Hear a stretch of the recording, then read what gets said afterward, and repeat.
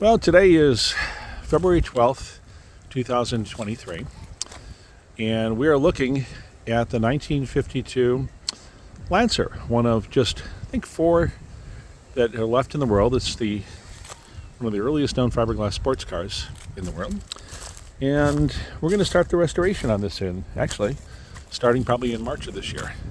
There's the Venus, there's the Grantham Stardust from Johnny Dark. No shortage of interesting cars here, but we usually finish about two or three a year out of the farm, so some of the rare ones. But this is one of my earliest finds, and we're going to start restoring. We have an engine for it. We're going to put in a Ford flathead. And what's kind of neat about this car is when Eric Irwin designed the cars, he built about 6 bodies.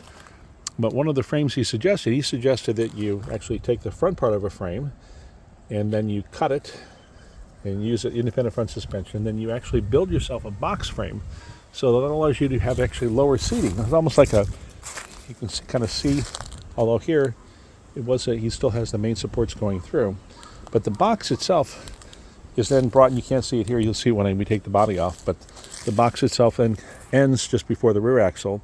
And so he started with a front and rear axle and frame members, cut them, built a box, and if you go and look for the Eric Irwin in 1952 Lancer, you'll see he built a brochure and a poster on how actually to do this. Now, this particular car we don't think was in Johnny Dark. It could have been. It was a red one used in the 1954 movie that was done in 53, and there was a Lancer. And this still actually has its original windshield posts here. So this is going to be, it's one of my favorite cars. Doing the video, I don't often do videos at the beginning, but I'm doing the video because Lancer is actually a very special car to me. Kind of kicked off what Rick DeLuey and I started almost 20 years ago.